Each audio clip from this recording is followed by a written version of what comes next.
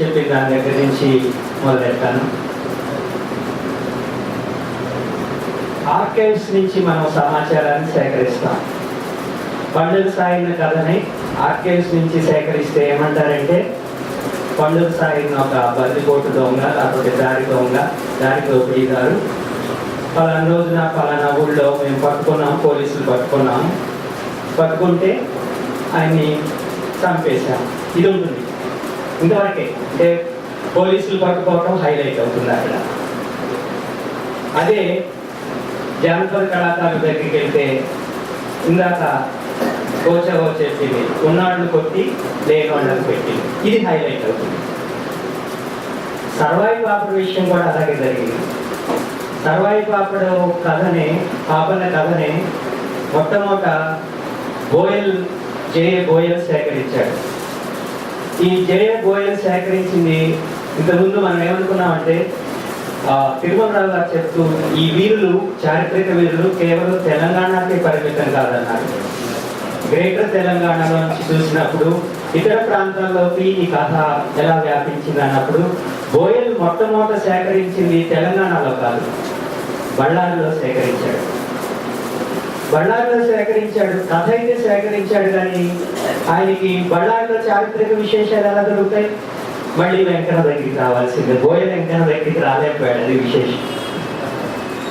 అంటే ఇక్కడ చారిత్రక విశేషాలు మళ్ళీ ఇక్కడి నుంచి పట్టుకోవటం, ఆ కథ జానపదుల నోటి నుంచి మౌఖికంగా ఉన్నటువంటి కథను తెలుసుకోవడం, ఇది చారిత్రక వీరులకి సంబంధించినటువంటి అందరి విషయంలో కూడా ఇదే జరుగుతూ ఉంటుంది. పండుగ సాయి కథ గురించి మేము 93 ప్రాంతాల్లో బతుకమ్మ కొండకి వెళ్ళాము. 93 అంటే 20 సంవత్సరాల క్రితం అమ్మ. బతుకమ్మ కొండకు వచ్చినప్పుడు పాడే పెద్ద ఆయన ఒక ఆయన ఉన్నాడు. వెయిట్ చేస్తే ఆయన నాకు 4 పంక్తులు వచ్చు, ఈవేళ కోచేవో చెప్పినట్లే ఆ 4 పంక్తులే ఆయనే చెప్పాడు. మరి ఎక్కడ దొరుకుతుంది? శారదకాండలు కూడా చెప్పలేకపోయాడు. చివరికి డక్కలి బాలయ్యకి నిర్వాద్యం అని చెప్పాడు, అది సేకరించాం. ఈ సేకరణ ఇలా ఆగిపోవాలా అంటే, తిరుమలరావు గారు చాలా ఎక్స్టెన్సివ్గా మాట్లాడారు. అంటే ఇప్పుడు అమరవీరుల గురించి చెప్తూ, అప్పుడు చారిత్రక వీరుల గురించి చెప్తూ, ఈ అమరవీరులు కావచ్చు, ఆ చారిత్రక వీరులు కావచ్చు, ఎలా మనకి స్ఫూర్తిదాయకంగా ఉంటారు. ఈ కాంటెక్స్ట్ ఏంటి? రేపు అంటే పండుగ సాయుధ కథ పాఠ్యపుస్తకాల్లోకి ఎక్కుతుందా? తెలంగాణ రాష్ట్రంలో సర్వాయి పాపడి కథ పాఠ్యపుస్తకాలకు ఎక్కుతుందా? ఆల్రెడీ ఎక్కిందని చెప్పారు, మళ్ళీ తీసేశారంట. తీసేయడానికి కారణాలు ఏంటి? మనం ఏం చేయాలి? మన సాంస్కృతిక విధానం, ఈ రాజకీయ నాయకులకి సాంస్కృతిక విధానం ఏమైనా ఉందా? ఉంటే ఎలా ఉంది అంటే, ఇది చారిత్రకాంశాలని మనం వెలికి తీయటం ఒక వ్యక్తు, ఆ చారిత్రకాంశాలని అవపోషణ బట్టి, పుక్కిట బట్టి దాచుకున్నటువంటి కళాకారులను కాపాడుకోవడం ఒక వ్యక్తు, ఆ కళను కాపాడుకోవడం ఒక వ్యక్తు. దీన్ని మనం చేయగలమా? నేను హై స్కూల్లోనే టీచర్ని, 12వ తరగతి వరకు ఉంది. 6వ తరగతిలో గద్వాల సోమనాద్రి కథ ఉపవాచకంగా ఉంది. గద్వాల సోమనాద్రి లాగా రేపు తెలంగాణ పాఠ్యపుస్తకాలు ఏర్పడితే ఉపవాచకం అనగానే అది ప్రోజ్ ఫామ్లో ఉంటుంది. ప్రోజ్ ఫామ్లో కాకుండా వాళ్ళు పాడుతున్నటువంటి మౌఖిక గానాన్ని డైరెక్ట్గా తెచ్చుకొని మనం పాఠ్యపుస్తకంలో పెట్టుకోగలమా? సర్వాయి పాపన్న కథ కావచ్చు, పండుగ సాయిన కథ కావచ్చు.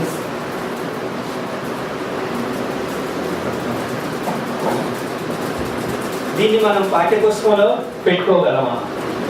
దాని పట్ల మన దృక్పథం ఎలా ఉంటుంది? అది కూడా అంటే పాఠ్యపుస్తకాల్లో చేర్చుకునేటప్పుడు ఏ దృక్పథంతో దాన్ని పాఠ్యపుస్తకంలో చేర్చుకుంటున్నాం? సర్వాయి పాపన్న కథని సేకరించిన తర్వాత మహందీ చరిత్రకారులు దాన్ని ఎలా చూపించారు? మహందీ చరిత్రకారులు అంటే సర్వాయి పాపన్న ఆక్రమించినటువంటి కోటలు, లేకపోతే అవన్నీ కూడా మహందీల కోటలు ఎక్కువ. తర్వాత గోల్కొండ కోటను కూడా అతను గోల్కొండ కోటని వెళ్తాడు. అయితే మన దృక్పథం చాలా ఇంపార్టెంట్. ప్రజా దృక్పథం, ప్రజా దృక్పథంతో పాఠ్య పుస్తకాలు తయారు చేసుకునేటప్పుడు, తెలంగాణ దృక్పథంతో పాఠ్య పుస్తకాలు తయారు చేసుకున్నప్పుడు వీళ్ళకి చోటు ఉంటుందా?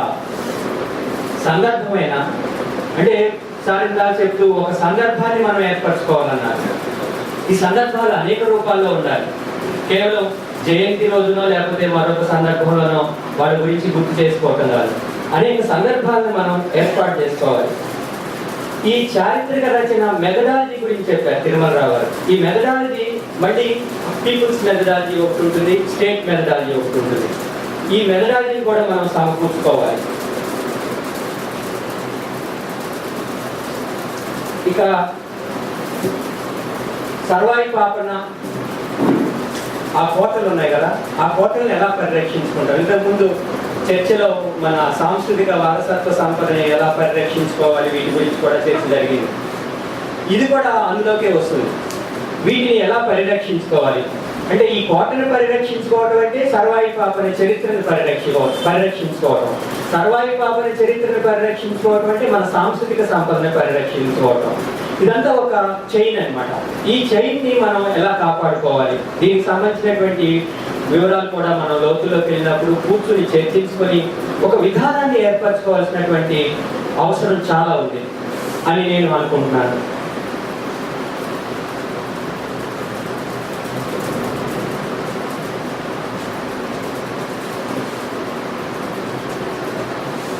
చారిత్రక వీరుల అన్వేషణ ఎలా జరగాలి? మరి జానపద కళాకారులు మరుగున పడిపోతున్నప్పుడు, జానపద కళలు మరుగున పడిపోతున్నప్పుడు, ఇందాక కోచేవ పూర్తిగా పాడలేకపోయింది కదా, కోచేవ బిడ్డను అడిగితే అది కూడా పాడలేకపోతుంది, ఆ 4 పంక్తులు కూడా పాడలేకపోతుంది. దక్కలి బాలయ్య చనిపోయాడు, దక్కల కిన్నెర మీద పాడేటువంటి బాలయ్య చనిపోయాడు. మరి వీళ్ళందరూ గతించిపోతుంటే ఈ వీరుల చరిత్రని మనం ఎలా నమోదు చేసుకోగలం?